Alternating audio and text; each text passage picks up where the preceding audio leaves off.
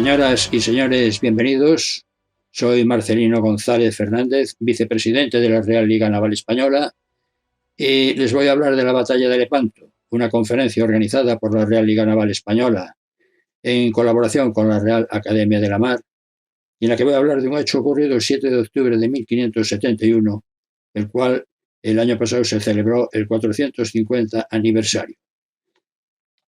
Yo les voy a contar de lo que aparece en el guión, las causas y motivos que llevaron a este combate, las alianzas, las fuerzas enfrentadas, los movimientos, los despliegues, el combate en sí, los resultados y las consecuencias de aquel combate de Lepanto, que fue uno de los mayores combates navales de la historia, el último gran combate de barcos de remos en el Mediterráneo, cuyo origen pues hay que remontarse para verlo al 1453, con la caída de Constantinopla en manos de los turcos, que cortaron con esto pues el gran comercio que se tenía con el Extremo Oriente, con China, la ruta de la seda, la ruta de las especias.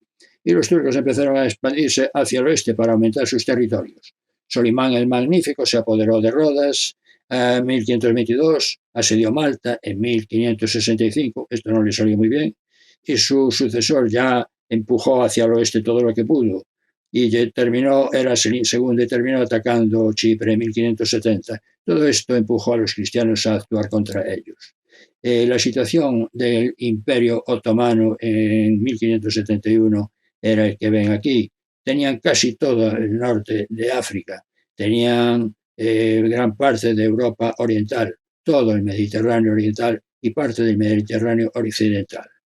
En esta situación, el Papa Pío V llamó a todos los reinos cristianos e incluso a algunos musulmanes que eran contrarios a los turcos para aliarse y ponerle freno en sus avances. Pero todos o casi todos se disculparon con lo que pudieron y solamente quedaron 3 estados, Venecia, estados pontificios, y España, que formaron la Santa Liga. España aglutinando fuerzas de Saboya, Génova, Nápoles y Malta y la propia España. Había reticencias en esta Santa Liga, sobre todo entre Venecia y España, tenían pues entre ellos rivalidades. Además, Venecia quería a toda costa mantener el comercio con Oriente, aunque tenía la pega que en aquel momento tenían los turcos a las puertas, y fue por lo que se convenció que era mejor apuntarse a la Santa Liga. La Santa Liga se formó con unas 207 galeras y 6 galeazas venecianas. España corrió con el 50% de los gastos. Además de estos barcos había otros menores, unas 100 unidades auxiliares. Había también barcos de vela, naus, que llevaban repuestos, remeros, víveres, munición, etcétera, etcétera. Había más de 84.000 hombres. Las cifras varían de unos y de los otros ligeramente, de modo que para acordarnos podemos pensar en que cada contrincante tenía pues 200 galeras o poco más. Bien, se discutió quién iba a mandar esta fuerza. Los venecianos querían poner a Veniero, que era un almirante con mucha solera, mucha experiencia, pero España, que ponía el 50% de los gastos, dijo, no, miren, yo corro con el 50% de los gastos, yo pongo el mando. Y pusieron en España como capitán general de la mar al jovencísimo y guaperas Juan de Austria, de 24 años, alto, rubio, de ojos azules, hijo natural de Carlos I, hermanastro, medio hermano de Felipe II, y que tenía ya experiencia en algunas cosas de la mar. Bien, pues la fuerza de la Santa Liga se concentró en Mesina, del 23 de julio al 5 de septiembre, en Sicilia. ¿Por qué en Mesina? Pues porque Mesina era un puerto muy amplio, ahí había muchos barcos, un montón de barcos. Además, ocupaba una posición central para los aliados. España por un lado, pues Génova y Nápoles, Venecia, Malta, estaba más o menos en el centro. Además, podía cerrar desde aquí con rapidez el mar Adriático si los turcos tenían la mala idea de meterse en esta ratonera. Y estaba relativamente lejos o cerca de Lepanto o de esta zona de Grecia, que era por donde sabían que andaban los turcos.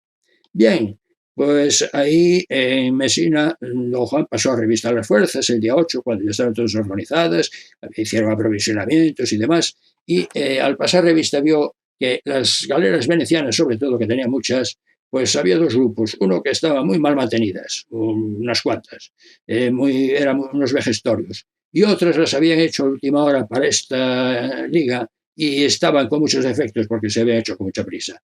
Pero además el gran problema que tenían los venecianos era una gran falta de gente. Les faltaba gente. De hecho, ellos pusieron 6 galeazas. Tenía muchas más galeazas y tenía más galeras, pero no tenía gente para tripularlas. En tanto fue así que don Juan decidió pasarles 4.000 soldados españoles para que fuesen a las guarniciones de las galeras de los venecianos. Bien, y ya organizado todo, el día 16 de septiembre salieron a la mar para navegar hacia Levante a la búsqueda de los turcos. Salieron navegando en línea de fila, un barco delante de otro, siguiendo al otro, formando una línea de unas 10 millas de largo, 18 kilómetros y pico. Iban en formaciones, que eran las formaciones que después se iban a desplegar en el momento del combate o antes del combate. En el centro iba don Juan de Austria, a popa de todo iba Álvaro de Bazán con la flota de reserva para ayudar cuando fuera necesario. Bien, ¿qué hicieron los turcos mientras tanto? Bueno, pues seguían haciendo las suyas por la zona por donde ya sabían que estaban. Atacaron Creta, atacaron toda la zona de la Dalmacia, se metieron por el Adriático, llegaron a las puertas de Venecia, los venecianos salieron corriendo, pero tuvieron que regresar bajo pena de muerte de sus mandos a defender la ciudad. Y los turcos también tomaron Famagusta, atacaron Famagusta y se apoderaron de Chipre. Chipre que era de Venecia. Pero en estas actuaciones los turcos se enteraron de que en Mesina se estaba organizando algo gordo contra ellos. Entonces Ali Pachá, que era su jefe, decidió irse a Lepanto y llamó allí a todas las fuerzas que se reunieran prepararse para el combate si los cristianos querían pues atacarlos. Y ahí se metieron en Lepanto. Lepanto fue el escenario de este combate. Ahora ya no le llaman el Golfo de Lepanto, lo dividieron en dos. Lepanto es una ciudad que está en el centro, Naupacto, y el Golfo en sí, que divide a Grecia casi en dos partes, pues a la parte de Levante le llaman el Golfo de Corinto, que está unida al Mediterráneo por el canal artificial de Corinto, y a la parte occidental está el Golfo de Patras, que fue el lugar donde tuvo lugar el combate, fue el escenario del combate, el Golfo de Patras. Bien, los turcos, mientras estuvieron ahí en Lepanto, pues hicieron aprovisionamiento y además reunieron a todas las galeras que estaban por allí. Las que estaban en Famagusta, las que estaban en Chipre, las que estaban en Creta, las que estaban en Grecia, las que estaban en el norte de África, las llamó a todas, se juntaron ahí todas.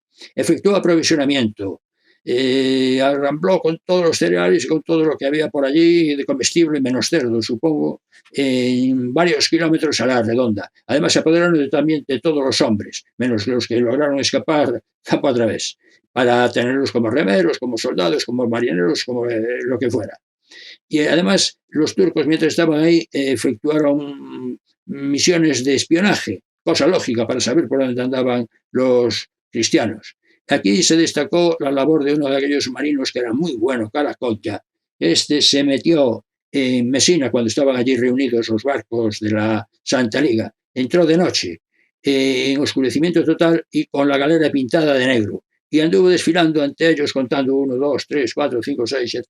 Y luego también en la zona de Dalmacia iba en un pesquero, iba disfrazado y también pasó cerca de los barcos y los fue contando. Y le decía a Ali Pachá, que era el jefe de la fuerza turca, pues lo que veía. Lo malo es que él era muy bueno metiéndose en los sitios, pero malo contando. Claro, había muchas galeras y no las veía todas. Y además nunca vio las galeazas.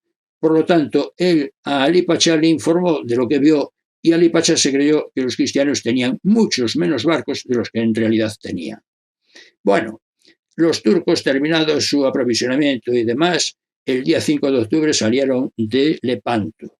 Navegaron hacia Poniente, el 6 fondearon en Calidón y el 7 por la mañana de madrugada salieron hacia Poniente, hacia la salida del Golfo de Patras, preparados para el combate o para lo que fuera. Había unas 210 galeras y 68 galeotas. Como digo, ven ustedes, la galera es poco más de 200, igual que los cristianos. Y llevaban más unidades auxiliares y demás. Cuando salieron de Lepanto, en Lepanto solamente quedaron mujeres y niños y además desabastecidos, porque se habían llevado todos los víveres. Bien, vamos ahora a ver los barcos que combatieron allí. Los principales fueron las galeras, y de ellos voy a hablar de la ordinaria, que era la que abundaba, era el mogollón del barco, era la infantería de la mar allí en aquellos tiempos. Las galeras son unos barcos largos y estrechos de remos. La relación de la manga eslora era de 1 a 8, unos 47 metros de casco, tenían unos 26 remos por banda, y 26 bancos, en cada banco 3 remeros para cada remo. Llevaban 2 mástiles con unas grandes velas latinas, como ven aquí, aunque las venecianas al parecer llevaban todas un mástil con solamente una vela latina. Llevaban un espolón a proa para clavarse en el otro barco, romper los remos o utilizarlo como pasarela para el abordaje. Y a proa de todo en La Coruña pues llevaban cañones apuntando hacia adelante, fijos. Muchos llevaban 5, otros 3. Las galeras cristianas, sobre todo las españolas, eso llevaban 5 cañones, con el más potente al centro. Los turcos solamente llevaban 3 normalmente, y luego llevaban otros por las bandas. Vamos a ver en cuánta gente que llevaba, pues aquí pongo el asiento de una galera española de 1568. Tenía una dotación de 254 hombres, de los cuales 90 eran de cabo, o sea, para maniobrar el barco y luchar, y 164 de remo, remeros. Los de cabo eran 50 de mar, marineros entre oficiales y marineros, y sí, para tripular el barco, para moverlo, y 40 de guerra entre oficiales y soldados para el combate.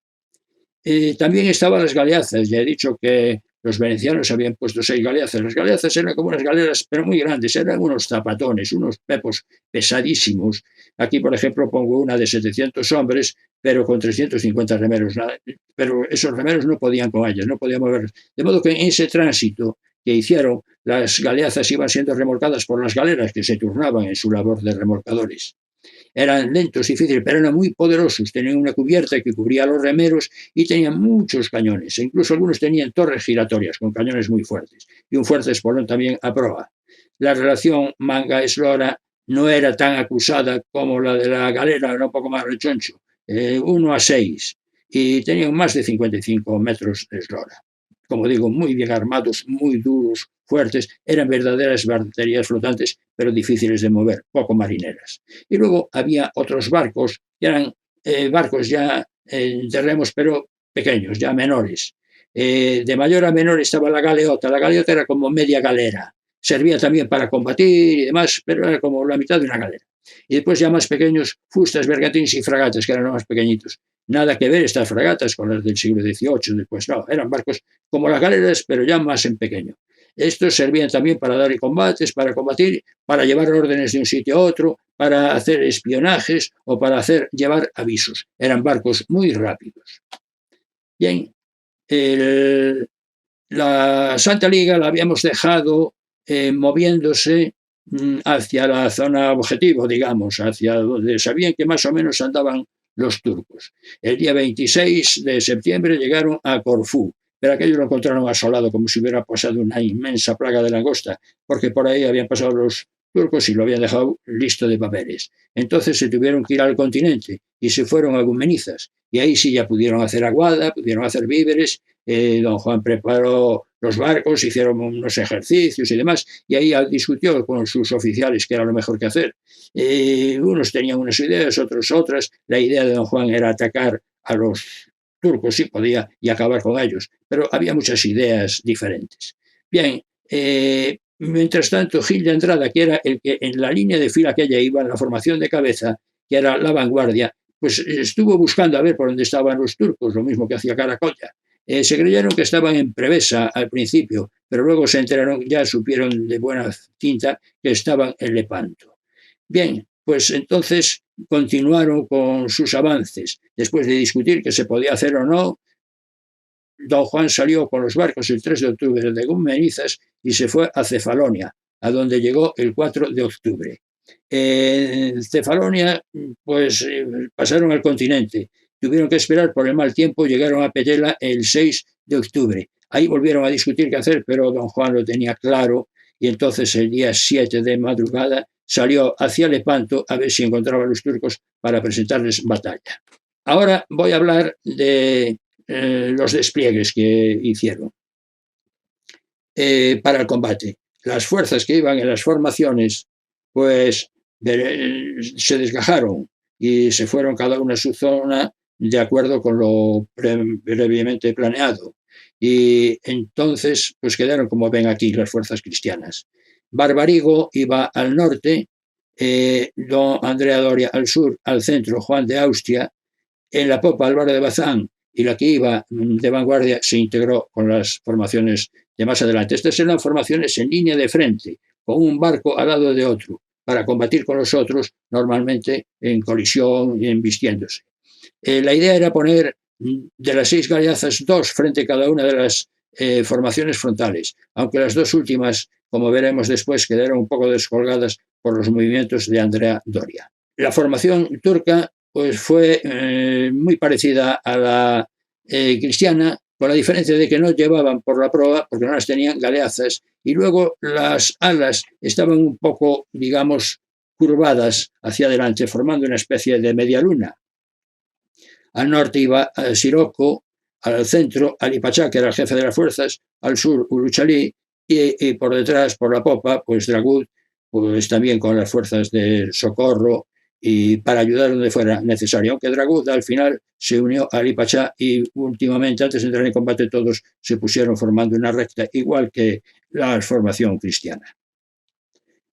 Los barcos, el día 7, que habían salido unos por un lado y otros por el otro, pues a las 7:30 de la mañana se encontraron. La flota cristiana estaba saliendo por el estrecho de Oxia e iba en línea de fila, un barco detrás de otro. Y fue cuando divisaron, sobre una distancia de 15 millas, a las 7:30, insisto, a la flota turca, que avanzaba hacia poniente y ya desplegando. La flota turca iba con viento de levante y por lo tanto viento en popa, e iba con remos y velas a toda velocidad con sus despliegues. Y cuando vio a la flota cristiana aparecer por aquí en línea de fila, lo intentó forzar la marcha para llegar antes de que pudieran desplegar del todo. La separación, como digo, eran 15 millas.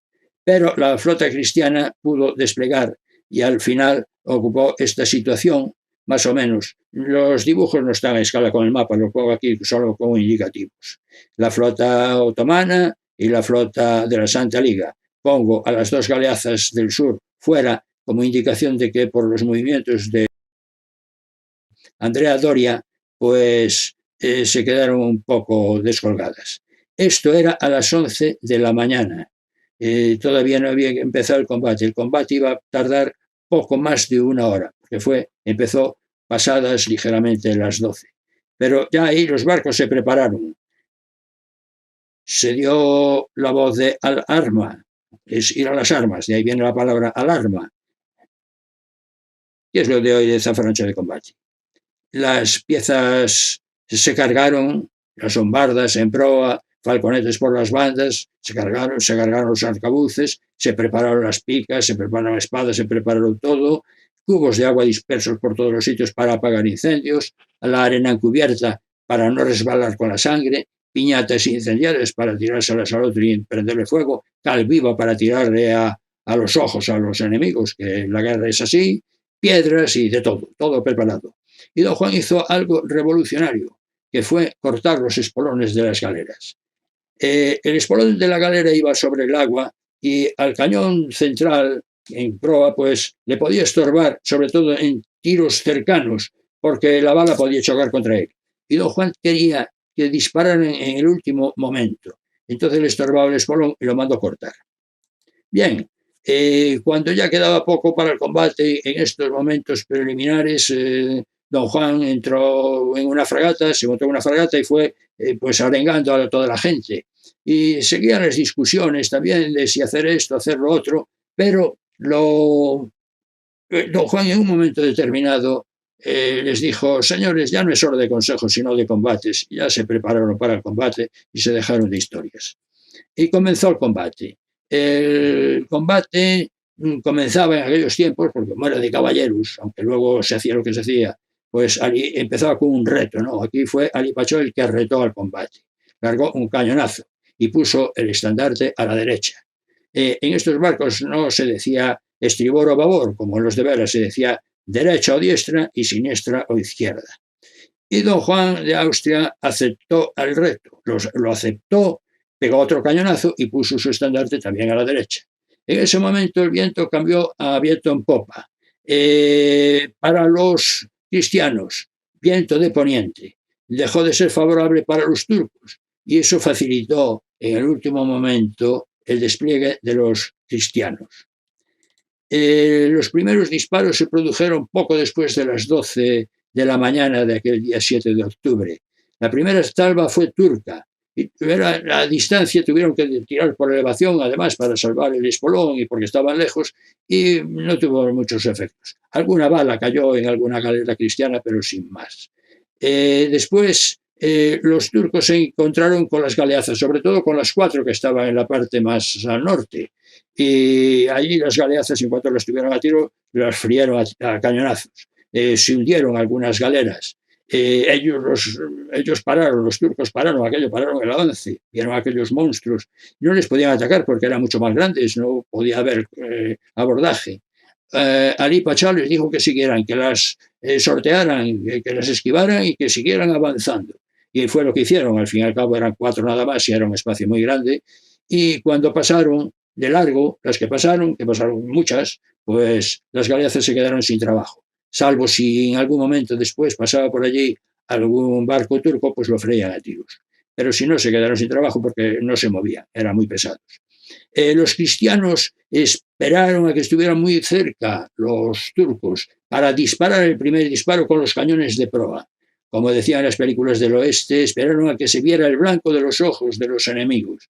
Y en ese momento dispararon y los efectos fueron devastadores en las proas de las galeras turcas, porque fueron a bocajarro y con gran efecto. Cayó el viento cuando estaban a punto de llegar al combate al cuerpo a cuerpo. Quedó un día luminoso, como si los ángeles fueran a disfrutar de aquel show que se iba a formar debajo de ellos ante sus narices. Y ahora vamos a ver cómo fue el combate por zonas. Porque los primeros en encontrarse fueron en el norte por la forma por el despliegue en sí, porque los que estaban al sur todavía estaban desplegando, los cristianos, y los otros pues ya venían desplegados, pero los primeros que se encontraron fueron al norte. Barbarigo y Siroco, que eran los del extremo norte.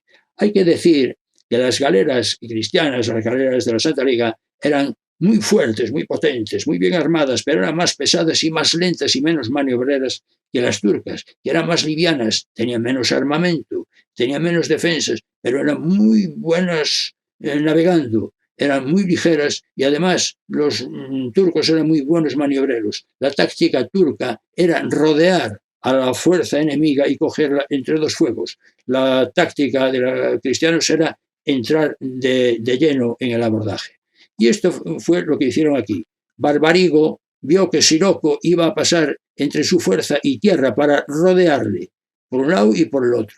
Y entonces se acercó todo lo que pudo a tierra. Muchos barcos de Siroco se acercaron tanto a tierra que vararon y los turcos salieron corriendo tierra adentro. Pero muchos pasaron y cogieron a Barbarigo, que iban en el barco extremo, pues entre dos fuegos. Ahí hay que decir que los turcos usaban muchas ballestas, solamente los genízaros tenían arcabuces. En cambio, los cristianos solamente llevaban arcabuces, con una secuencia de tiro muy inferior. Lo que pasa es que eran mucho más efectivos. La cuestión es que ahí los barcos del extremo se vieron muy comprometidos por los de Siroco. Bazán lo vio, mandó unos cuantos barcos, echaron a mano. En aquel ínterin, Barbarigo, en medio del humo y en medio de todo aquello, levantó la celada de su yelmo para ver y una flecha le entró en un ojo y murió a lo largo del combate. Pero la llegada de las galeras de Bazán y la actividad de las galeras de Barbarigo fue muy buena y al final, entre los que vararon, los que ardieron, los que se hundieron y los que fueron apresados, todos los barcos de Siroco pues quedaron fuera de combate. Y el propio Siroco murió en el combate. Con lo que en la parte norte el combate quedaba resuelto a favor de los cristianos. En el centro ahí no hubo movimientos, ahí fueron encontronazo unos con otros. Ahí la sultana y la real se fueron a embestir y la sultana clavó su espolón en la altura del cuarto banco de la real. Y ahí se organizó pues un combate como si fuera infantería de tierra, de 400 hombres de un lado contra 400 hombres del otro, con la diferencia de que la tierra no se mueve, a no ser que haya un terremoto. Pero aquí, si hay mar de fondo o algo así, los barcos se mueven, son plataformas inestables. Además, está muy ocupada, están los remeros, están escondidos allí debajo de los barcos, pero no se pueden mover. Y después puede caer alguno con una armadura o herido, y además cae al agua, y además a lo mejor no sabe nadar, o sea que muchos podían morir ahogados. Pero en fin, ahí se organizó el combate, y a la sultana le empezaron a llegar galeras por la popa con gente que pasaba a la Real, que lo empezó a pasar mal. Veniero y Colonna, veneciano y de los estados pontificios, tuvieron que vérselos con las galeras que tenían delante, hasta que en un momento Colonna, viéndolo como estaba la Real, aprovechó, se acercó, largó una mandanada de arcabuz y dejó bastante diezmada a la dotación de la sultana, a los gentes que le iban entrando por la popa de otros barcos. Y después se clavó contra la banda de la izquierda de la sultana con su barco. Y Bazán también acudió con otros en auxilio y pasaron con gente, pelearon como gato panza arriba. En un momento determinado, Bazán se clavó con su galera contra la sultana, le embistió por el lado diestro, y en un momento determinado Bazán pasó con mucha gente hacia la sultana, logró llegar hasta popa, arrió la bandera y Ali Pachá cayó muerto, al parecer cayó muerto de un arcabuzazo. Aquí se cuenta algo que parece una leyenda urbana, viene en todos los sitios, pero nada, parece que históricamente no está muy claro. Hay quien dice que cuando cayó muerto Ali Pachá, alguien le cortó la cabeza, la puso en la punta de una pica y se la ofreció a don Juan de Austria, y don Juan de Austria dijo: mira, tira eso, déjate de historias. No le hizo caso.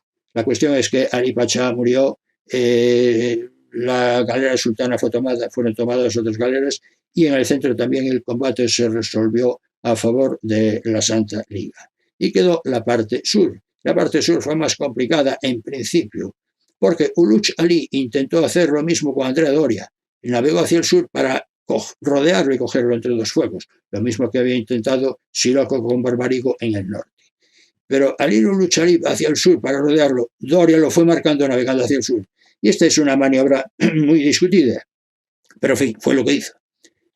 Entonces, en un momento determinado, Uluch Ali vio que se abría un gran hueco entre Andrea Doria y el centro, y entonces hizo una caída rápida. Al parecer fueron giros simultáneos, o sea, si iba navegando así, giró en simultáneo para el otro lado. Iba fresco, no había peleado, estaba todo el mundo fresco, y salió corriendo hacia el centro. Doria, al parecer, cayó por contramarcha para perseguirle. Pero Uluch Ali, que iba fresco, llegó aquí y cogió unas galeras maltesas, las dejó hechas polvo, apresó unas cuantas galeras, pero don Juan de Austria, que ya había resuelto sus problemas, vio lo que estaba pasando y se echó hacia él. Bazán, que también ya había recuperado su gente, y viendo cómo estaba la parte sur y que Uluch Ali estaba haciendo estragos en esta parte, también se fue hacia él. Y Doria se estaba acercando por la popa, de modo que Uluch Ali, en un momento determinado, viendo las cosas bastante negras, soltó todas las galeras que había apresado y salió corriendo. Y ahí terminó. Era hacia las 5 de la tarde, era el final del combate. El combate duró menos de 5 horas. Y el Mediterráneo, en aquellos tiempos, además con el sol resplandeciente, que debía estar azul al principio, estaba totalmente rojo. Rojo por la sangre de los muertos y la sangre de los heridos. Estaba llena de despojos humanos, llena de cadáveres y llena de despojos de barcos. Pero la Santa Liga había salido victoriosa y la flota turca había sufrido una enorme derrota. Los resultados fueron impresionantes. La Santa Liga perdió 15 galeras, la flota turca perdió unas 200, o sea, casi todas. La Santa Liga tuvo 8.000 muertos, que son muchos, pero es que la flota turca tuvo 30.000. Tuvo 30.000 porque murieron muchos y después los que estaban heridos, los cristianos los remataron. Era la norma de la época, porque si ya era un problema darle de comer a los que estaban vivos suyos, para cuidar de los enfermos y de los heridos, ya me contarán. 30.000 muertos. Y después 3.486 prisioneros, que fueron los prisioneros que no estaban heridos y que pasaron a ser esclavos. Y fueron liberados unos 12.000 cristianos de los turcos. La Santa Liga tuvo a 14.000 heridos. Pero fue una derrota asombrosa. 8.000 muertos contra 30.000. El botín fue enorme, impresionante. 117 galeras útiles para repartir, porque aunque perdieron 200 galeras, muchas ardieron, otras fueron hundidas y otras hubo que quemarlas porque estaban mal. 117 galeras, con todo su armamento, con todas sus cosas y tal. Los 3.486 esclavos. Y después, pues mucho oro, monedas, plata, joyas, piedras preciosas, telas maravillosas, sedas y cosas de esas, porque los turcos que habían estado rapiñando toda aquella zona sabían lo que había por allí, no eran tontos y escogían buenas cosas. Bueno, pues hubo discusiones para repartirlo. Venecia quería mucho y demás, pero España volvió a decir lo mismo. Oigan, yo puse el 50% de los gastos del combate, de modo que yo me quedo con el 50% del botín. Y así se hizo. El otro 50% fue para Venecia y la Santa Sede. Bien, ¿y qué pasó tras el combate? Pues hubo fiestas, parabienes, alegrías, felicitaciones. Se discutió si ir a Constantinopla, porque era una ocasión muy buena, ellos tenían los santos lugares, se habían quedado sin flota, se habían quedado sin gente, se habían quedado sin soldados, ni marineros, ni demás. Era el momento. Pero claro, había pegas. La Santa Liga también tenía muchas galeras muy estropeadas y de hecho muchas de ellas hubo que desguazarlas. La galera real se desguazó. Había muchos heridos también. Estaba el cansancio del combate y además había una cosa importante. Era octubre.